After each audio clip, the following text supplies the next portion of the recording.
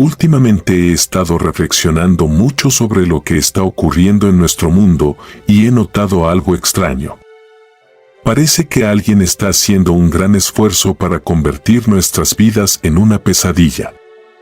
Somos participantes involuntarios en juegos que no nos traen nada bueno. Nunca antes el mundo estuvo tan lleno de estrés, preocupaciones, desesperanza y dolor. Fíjense en el contenido de las noticias, cada vez más se asemeja a películas de terror, inundando nuestra mente de miedos y creando ansiedad sobre el futuro.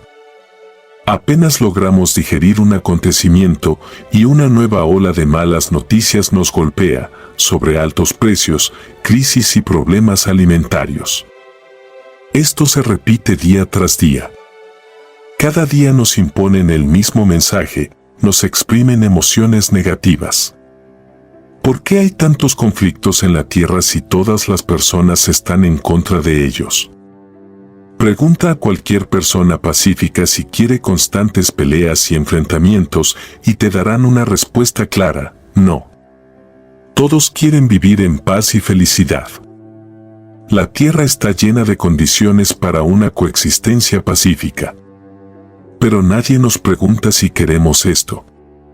Nos han lanzado a un mundo de caos, locura y desorden, donde cada uno es obligado a elegir un bando, odiar y pelear. Nos han quitado el derecho de decidir a quién amar y a quién odiar. La paz ha sido desplazada de nuestros corazones y en su lugar nos inundan de ira. La gente ha perdido el honor y la dignidad. Debido a la ira constante, no hay espacio en el alma para la misericordia, la compasión ni el amor. Todos están tratando de castigar o destruir a alguien. Nos incitan a la hostilidad y agresión hacia personas completamente desconocidas que no nos han hecho ningún mal. Ya no entendemos con quién estamos en conflicto ni en qué nos hemos metido. Ya no notamos cómo la venenosa ira hacia los demás se ha asentado en nuestro corazón. Pero hemos olvidado lo más importante: una persona que ama sinceramente a Cristo no es capaz de odiar. Nunca cambiaremos para mejor a través de la agresión y el juicio. El cambio viene a través del perdón, el amor y la fe. Miren el ejemplo de Jesucristo. Herido, golpeado, sangrando, el Salvador pasó sus últimas horas crucificado por amor a nosotros. La crucifixión era una forma de tortura que literalmente sacaba el aliento de una persona. A pesar del dolor agonizante, Jesús hizo 7 declaraciones importantes para todos nosotros. Se sorprenderán de cuán únicas, llenas de amor y compasión fueron sus palabras. La primera declaración fue hecha mientras los soldados romanos lo crucificaban. Jesús de Nazaret ve a los soldados que le golpeaban la cabeza con palos, le escupían, le pegaban en la cara y le insultaban antes de clavarle en la cruz. Los recuerda bien. Incluso en medio del dolor, el Salvador pronuncia estas conmovedoras palabras de bondad: Padre, perdónalos, porque no saben lo que hacen. No les guardaba rencor. Incluso en medio de su dolor físico, su amor prevalece.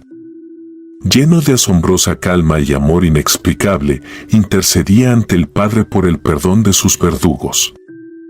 Él vino a la tierra para perdonar a los pecadores, amarlos hasta el final. Ni siquiera la sentencia de muerte pudo vencer su amor.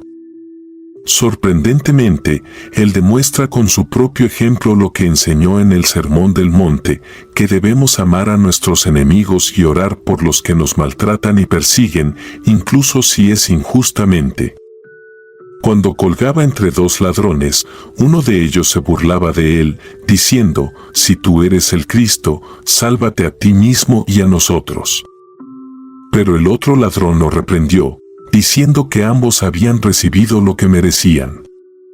En ese momento, este criminal arrepentido suplicó al Salvador: Señor, acuérdate de mí cuando vengas en tu reino. Conmovido por el arrepentimiento y la fe de uno de los ladrones, Jesús pronunció su segunda declaración: en verdad te digo, hoy estarás conmigo en el paraíso. Colgando en la cruz, Él se preocupa por esa persona y lo consuela. La misericordia de Dios es infinita. El Señor cumple su misión incluso en la cruz. Hasta su último aliento, salva a todos aquellos que tienen aunque sea la más mínima voluntad de salvarse. Jesús, con su ejemplo, muestra su naturaleza de amor y lo que enseñó y por qué vino. Según el Evangelio de Lucas, Jesús comenzó su ministerio público en la sinagoga de Nazaret, declarando: «El Espíritu del Señor está sobre mí, porque me ha ungido para anunciar buenas nuevas a los pobres. Me ha enviado a sanar a los quebrantados de corazón, a proclamar libertad a los cautivos y dar vista a los ciegos, a poner en libertad a los oprimidos». Qué apropiado que terminara su ministerio terrenal proclamando libertad a uno que estaba físicamente atado en la cruz y espiritualmente atado por el pecado. Estas palabras dan esperanza a los pecadores que se arrepienten, aunque sea en el último momento. Si la fe es sincera y viene del corazón, todos tienen la esperanza de redención y salvación. Solo podemos cambiar el mundo a través del perdón y el amor, tal como nos enseñó Cristo. Cuando Jesús vio a su madre María y al discípulo que amaba, le dijo a su madre: «Mujer, ahí tienes a tu hijo». Luego le dijo al discípulo: «Ahí tienes a tu madre». Y desde ese momento, ese discípulo la tomó en su hogar. María se convirtió en madre del discípulo amado de Cristo. ¿Qué significaba esto realmente? En esos tiempos, no había pensiones. Todo el cuidado de los padres ancianos recaía sobre los hijos, y si los hijos morían, los padres apenas sobrevivían. Incluso en su mayor agonía, el Salvador se enfoca en las necesidades de su madre.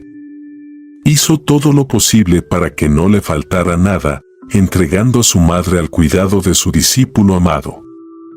Este es un acto muy bondadoso por parte de Jesús. En estas palabras, su cuidado muestra el respeto y el amor con los que debemos tratar a nuestros padres. Él refleja con su ejemplo cómo cumplir el mandamiento: honra a tu padre y a tu madre. Cristo cumplió la ley de Dios hasta el final, incluso cuando él mismo sufría terriblemente. Cuando se acercaba el momento de su muerte, Jesús clamó en alta voz: Dios mío, ¿por qué me has abandonado? Las palabras del Cristo crucificado están envueltas en misterios que no se pueden explicar fácilmente. Pero Jesús de Nazaret cumplía la profecía mesiánica, citando el Salmo 22. En el judaísmo, a veces se citaba la primera línea de un salmo para referirse a toda la obra. Por lo tanto, Jesús pudo haber citado la primera línea del salmo, refiriéndose a todo el salmo.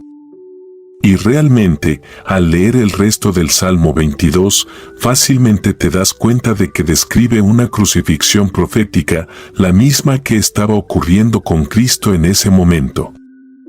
Incluso experimentando la agonía en la cruz, Jesús enseñaba a las multitudes y demostraba una vez más que Él era el Mesías del que se había profetizado.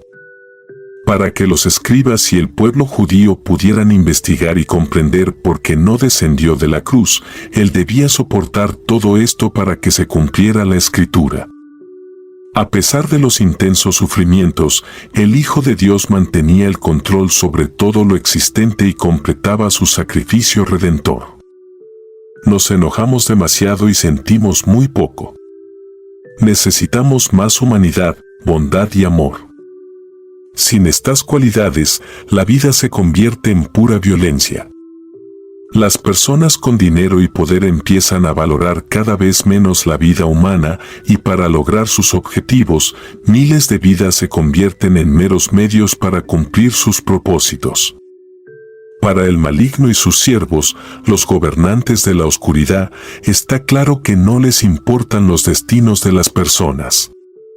Por eso nos sumergen en una completa pesadilla y locura, sin darnos ninguna esperanza.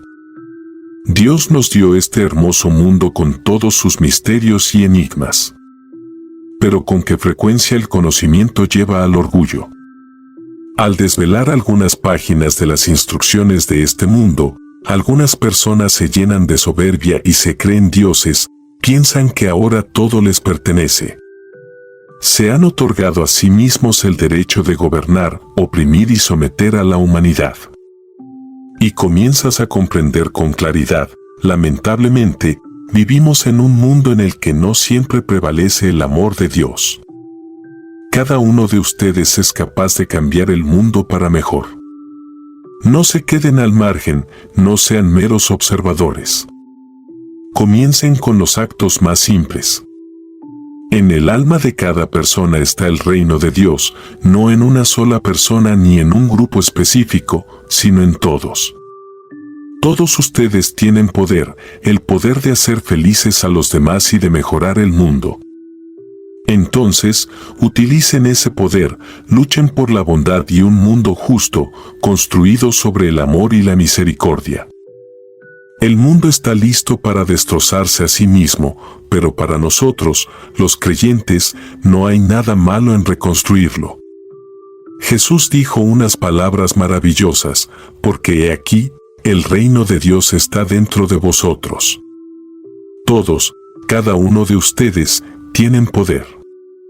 Maravillosas palabras de la Biblia lo confirman, porque todos vosotros sois hijos de la luz e hijos del día.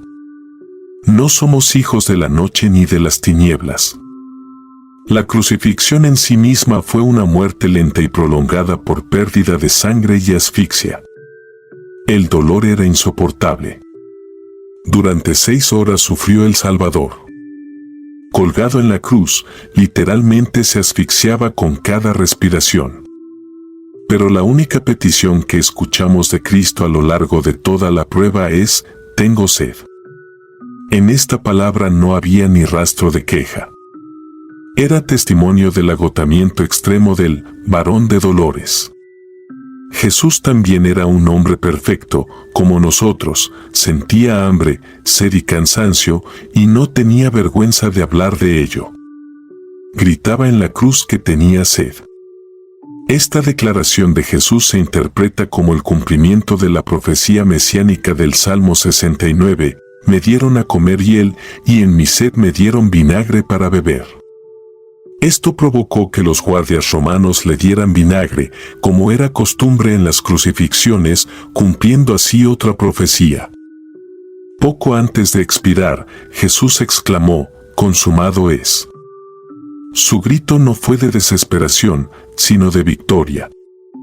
Acababa de lograr la mayor de las victorias.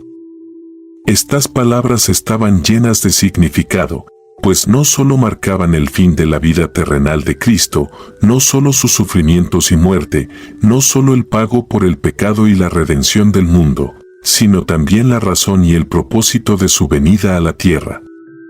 Toda la obra que el Padre le había encomendado, es decir, predicar el Evangelio, realizar milagros y asegurar la salvación de la humanidad, se había completado, terminado, cumplido.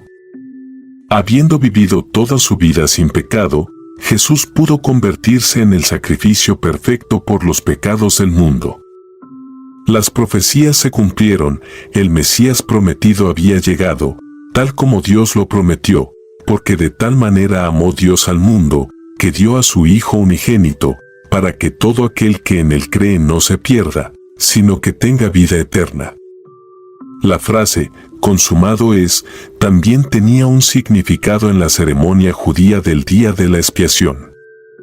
Cuando el sacerdote pronunciaba estas palabras, significaba que los pecados de las personas habían sido perdonados por un tiempo.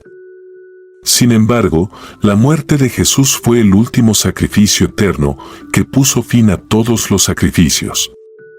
Este fue el sacrificio supremo que aseguró nuestra salvación para que tengamos vida eterna. Finalmente, exclamó, Padre, en tus manos encomiendo mi espíritu. Estas últimas palabras de Jesús son una expresión de total confianza en el Padre y nos muestran que Jesús fue fiel hasta el final de su vida. Cumplió la profecía y completó la obra que el Padre le había dado. Terminó sus sufrimientos y conquistó el reino de las tinieblas. En Juan 10:15 dice que da su vida por sus ovejas y en su último aliento hizo exactamente eso. Cuánto dolor sufrió Jesús. No hay palabras suficientes para expresar adecuadamente lo que sentimos, solo palabras de gratitud. Nunca podremos agradecer lo suficiente a Jesús por lo que hizo por nosotros. Seguramente te interesará conocer un mensaje codificado que se encuentra oculto en la Biblia sobre la segunda venida de Jesucristo. Ha llegado el momento de levantar el velo del misterio. Este es, de hecho, un hecho documentado, relacionado con los cristianos del primer siglo, que sabían bien sobre esto, pero solo en nuestros últimos tiempos esta información se ha revelado con mayor claridad y detalle. Las Escrituras Sagradas son uno de los libros más antiguos conocidos por la humanidad, llenos de secretos y misterios. Los sabios saben que Dios puede insinuar algo, y lo hace de manera muy sabia y razonable. ¿No has notado algo extraño que ocurrió en el monte Sinaí y en el monte de la Transfiguración? ¿Y de qué hablaba el profeta Malaquías? El propio Creador dio pistas ocultas, y al reunir todo esto, podemos ver una imagen muy interesante. Pero estas analogías solo se pueden ver si miramos la historia del mundo tal como la cuenta el propio Creador. Presta atención al orden de la creación y a lo que fue creado en cada día por separado. ¿Por qué el Creador lo hizo en ese orden específico? En los primeros 3 días se crea el espacio y se establecen los límites, y en los últimos 3, cada uno de esos espacios se llena en el orden en que fueron creados. Estarás de acuerdo en que este orden de creación no cancela la lógica del Creador. Aquí está oculta una gran incógnita, tanto en el número de días de la creación, como en el orden de la creación y en cómo el Señor nos lo relata. Créeme, no lo relata sin razón. Ahora lo verás. En el capítulo 46 de Isaías, Dios dice una frase profética bastante interesante, porque yo soy Dios, y no hay otro Dios, y no hay nadie como yo. Anuncio desde el principio lo que sucederá en el final, y desde los tiempos antiguos lo que aún no ha sucedido. Dios nos anunciaba desde el principio lo que sucedería al final. Esto nos lleva al Génesis, a la creación del mundo. Las primeras palabras de Dios en la Biblia son sencillas, pero al mismo tiempo están llenas de profundo significado. Y aquí Él ocultó un misterio para nuestros días. La Biblia es la palabra de Dios, y cada palabra en ella tiene importancia. Por eso debemos preguntarnos, ¿por qué Dios necesitó 6 días para crear el mundo? No 3 semanas, no 12 días, cuando pudo haber creado la tierra en un segundo o en un abrir y cerrar de ojos. ¿Por qué descansó en el 7º día? A Dios no le hace falta descansar. ¿Y por qué ese día es parte de la historia de la creación del mundo? Tal vez Dios nos está indicando cuánto tiempo el ser humano estará en esta tierra. Fíjate cómo Dios cuenta el tiempo para los eventos más importantes. En Éxodo, capítulo 24, leemos, la gloria del Señor cubrió el monte Sinaí y lo cubrió una nube durante 6 días, y al 7º día el Señor llamó a Moisés desde en medio de la nube. Y Moisés subió a la montaña. La apariencia de la gloria del Señor en la cima de la montaña era como un fuego consumidor ante los ojos de los hijos de Israel. Ahora recuerda la historia del Evangelio según Mateo. Jesús tomó a Pedro, Santiago y Juan y los llevó a un monte alto, aparte. ¿Qué sucedió allí, en la cima? Jesús se transfiguró ante ellos. Se les permitió ver la gloria del Salvador. Su vestimenta se volvió blanca y resplandeciente como la luz. He omitido intencionadamente el comienzo del primer versículo, que dice, después de 6 días, Jesús tomó a Pedro, Santiago y Juan y los llevó a un monte alto, aparte. Jesús fue revelado en toda su gloria precisamente al 7º día. Las Escrituras nos dan un detalle interesante de este evento: sus vestiduras se volvieron muy blancas, como la nieve. Aparecieron los justos en vestiduras blancas, Moisés y Elías. Y del Apocalipsis sabemos que las vestiduras blancas son las vestiduras de los salvados. Su rostro brillaba como el sol. Una nube luminosa cubrió a los discípulos, y una voz poderosa de Dios habló desde la nube. Este es el lenguaje de la segunda venida. Todo lo que sucedió en la montaña no fue hecho por Jesús por casualidad, todo tenía un propósito definido. En el monte Sinaí, después de 6 días, el Dios Todopoderoso se manifestó al pueblo de Israel y vieron su gloria como un fuego consumidor. Lo mismo ocurre con el Hijo de Dios. Y presta atención, también después de 6 días, y en una alta montaña, el Padre Todopoderoso y el Hijo Jesucristo cuentan exactamente 6 días. Y el 7º día se revelan. En el Antiguo y en el Nuevo Testamento, los eventos ocurren en un lugar determinado y en un tiempo específico. Es evidente que esto no es casualidad. Todo sucede no en un orden cronológico, sino en un orden lógico. Es decir, los eventos se organizan de tal manera que conectan lo que sucede en conjunto. Y el orden cronológico se restaura en la mente del lector y se comprende. Jesús utilizó el mismo método. A menudo hablaba a sus discípulos con anticipación y luego añadía: ahora no lo entenderán, pero lo entenderán después. Hablaba con anticipación, no para que supieran el futuro, sino para que después comprendieran que realmente era Él. Dios no lanza simplemente palabras y números comunes al azar, llenando espacios vacíos con tales inserciones. Él les da un significado específico, intentando decirnos algo. Las palabras y los números en la Biblia tienen un gran significado. El hecho es que en la segunda carta de Pedro, en el contexto de la segunda venida de Cristo, hay una pista: los cielos y la tierra actuales están reservados por esa misma palabra, guardados para el fuego en el día del juicio y la destrucción de los hombres impíos. Pero una cosa no debe ser ignorada por vosotros, amados, que para el Señor un día es como 1000 años, y 1000 años como un día. Fíjate en la importancia que se destaca: los cielos y la tierra están reservados para el fuego en el día del juicio y de la destrucción de los hombres impíos. No debe ser ignorado que un día es como 1000 años y 1000 años como un día. Esta relación del tiempo no se menciona sin motivo. Esto se explica fácilmente: para Dios el tiempo no se cuenta como lo hacemos nosotros. Dios usó 7 días no solo para crear y descansar, sino que también profetizó lo que sucederá al final. Sabemos bien que Dios ha asignado un tiempo específico para la tierra. Muchos sabios y estudiosos de la ley judía han notado una interesante correspondencia que se ha vuelto bastante visible en nuestros días. Si miramos de cerca, descubrimos que la historia de 7 días de creación refleja cada periodo milenario y se proyecta proféticamente en los eventos clave de la vida humana. Entonces, es posible que los 6 días de la creación del mundo deban indicarnos que la humanidad vivirá en la tierra alrededor de 6000 años y luego vendrá el Mesías. Además, los últimos 1000 años serán el reino milenial del que se habla en Apocalipsis 20.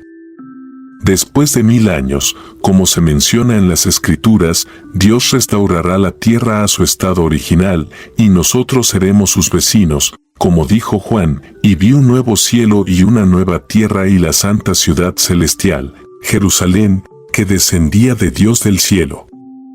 Y Dios enjugará toda lágrima de los ojos de ellos, y ya no habrá muerte, ni llanto, ni clamor, ni dolor, porque las cosas anteriores han pasado. Sí, esto es algo que todos conocen. Los judíos llevan la cuenta de los años desde la creación del mundo, y ahora, según el calendario, han pasado 5781 años desde la creación del mundo. ¿Significa esto que quedan unos 219 años hasta la venida de Jesús?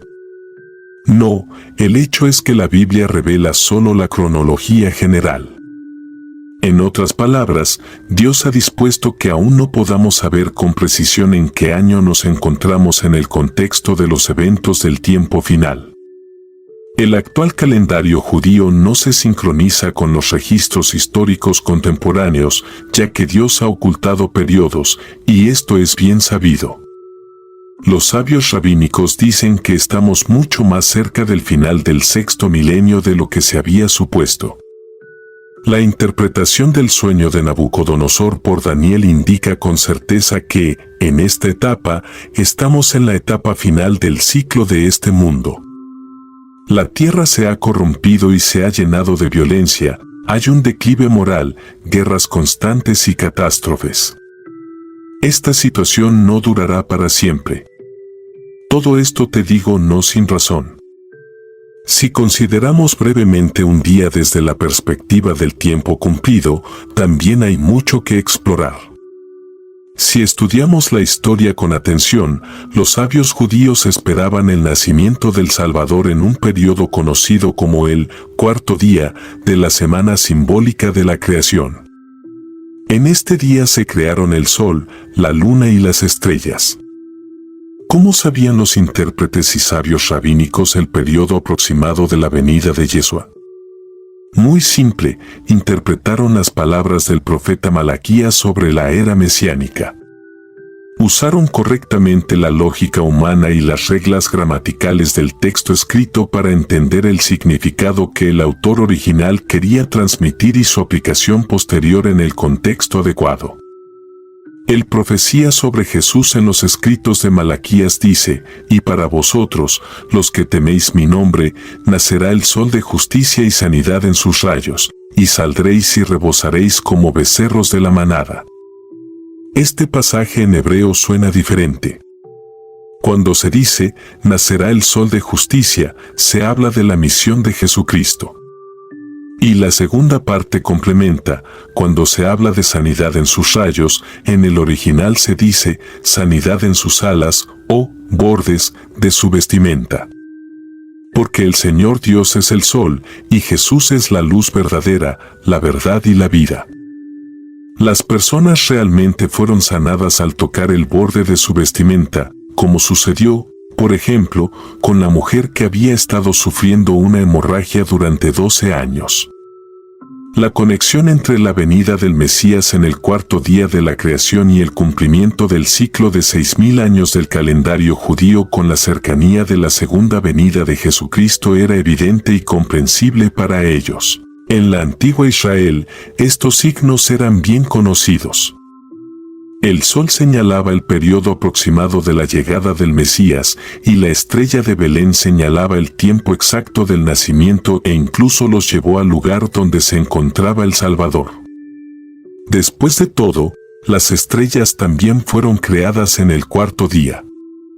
Fue gracias a que los sabios astrónomos conocían bien las escrituras y habían interpretado correctamente las profecías de Malaquías, Balaam y Daniel que fueron los primeros en entender que se había cumplido la profecía del nacimiento del Salvador en este mundo. Comprendieron esto más rápido que el pueblo de Israel, que percibía con indiferencia las palabras de los santos profetas. Por eso, no es de extrañar que en las Escrituras se diga que estas luminarias sirven como señales para las estaciones, días y años. Estas palabras indican claramente que en los días y en las creaciones hay más de lo que podemos imaginar. Dios utiliza las luminarias celestiales no solo como señales, sino también como arquetipos espirituales, como fue el caso del sueño profético que Dios envió a José, donde el sol y la luna representaban a los padres de José, y las 11 estrellas a sus hermanos. En ese entonces, nadie creyó a José, pero sabemos que su sueño se cumplió con exactitud. En realidad, he investigado muchos textos judíos y explicaciones sobre los 7 días y el fin de los tiempos, y lo que encontré fue sorprendente. las 7 copas de la ira, 7 ángeles, 7 truenos, 7 espíritus de Dios, 7 cartas a las iglesias, 7 candelabros, 7 sellos, 7 trompetas, todo esto está escrito en el Apocalipsis no sin razón. El número 7 en las Escrituras es un número de plenitud y completud, que habla de la perfección de Dios y de la inminente justicia y victoria que se avecinan para la humanidad. Hay muchos ejemplos de esto.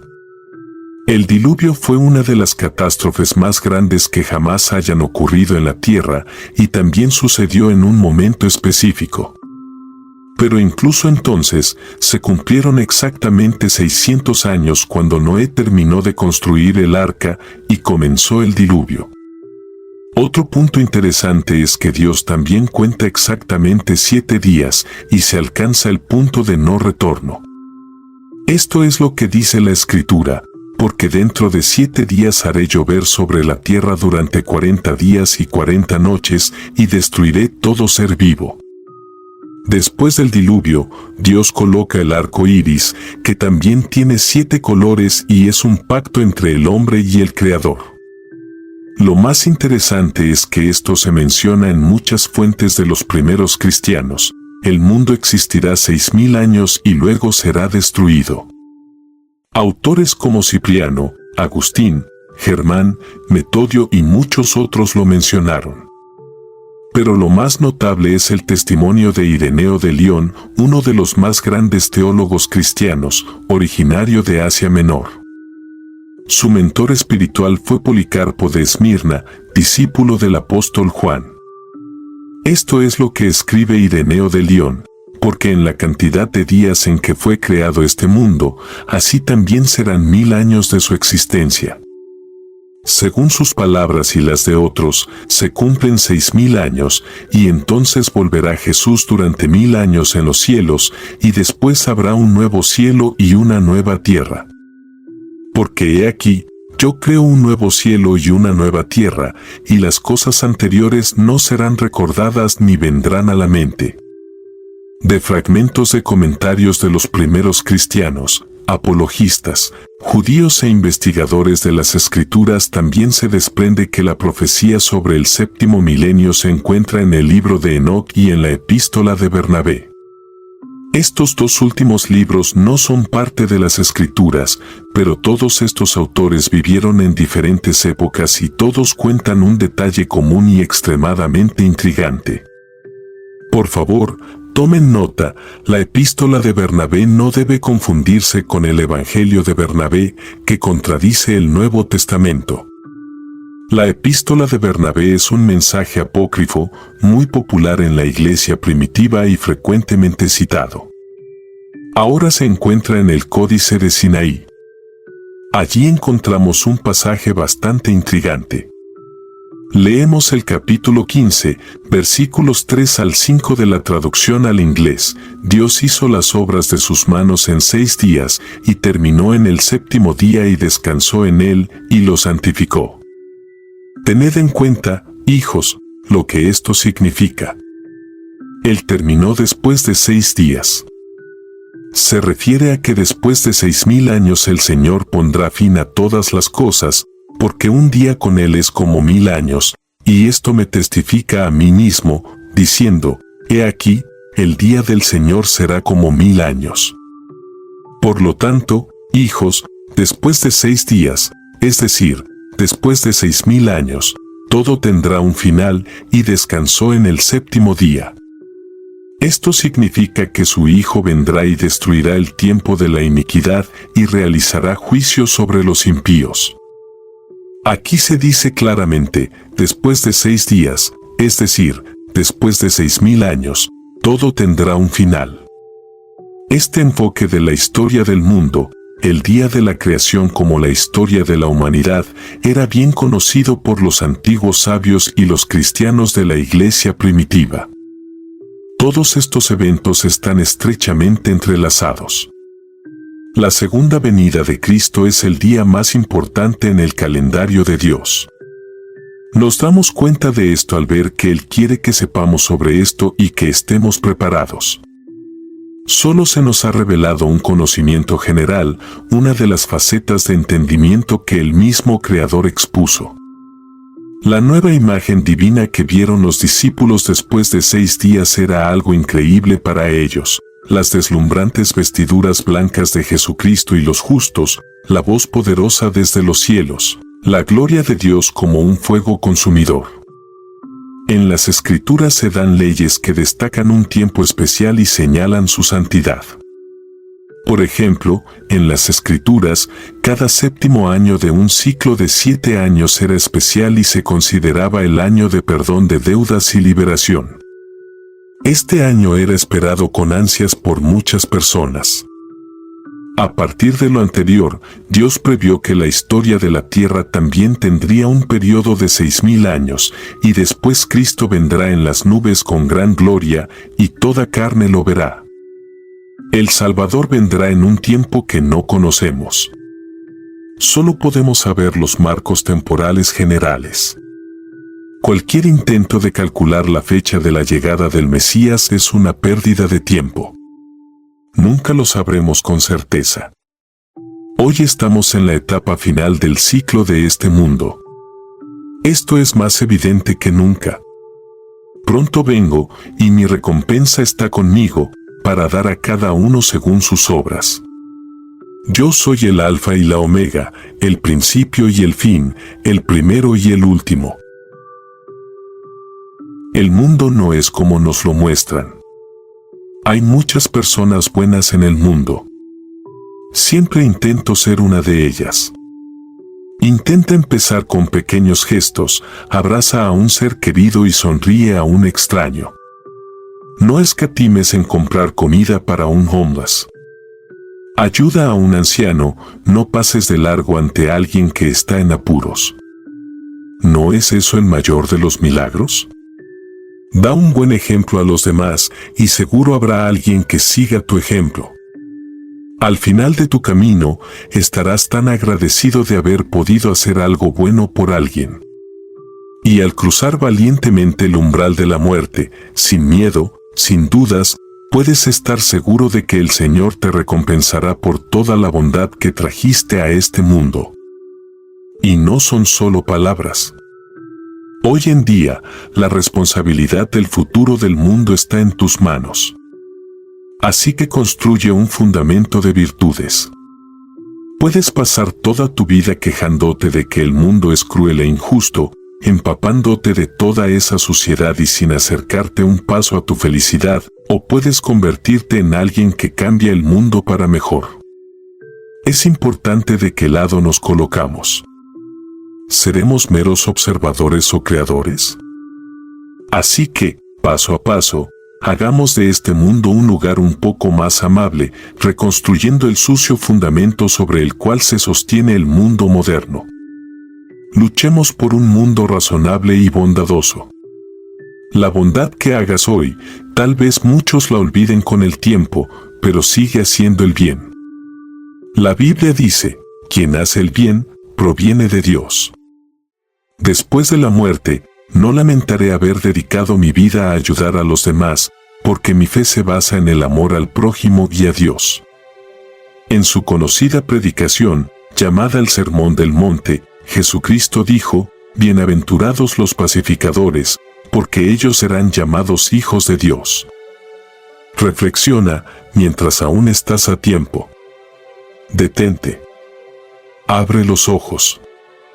Estamos hechos para ayudarnos unos a otros.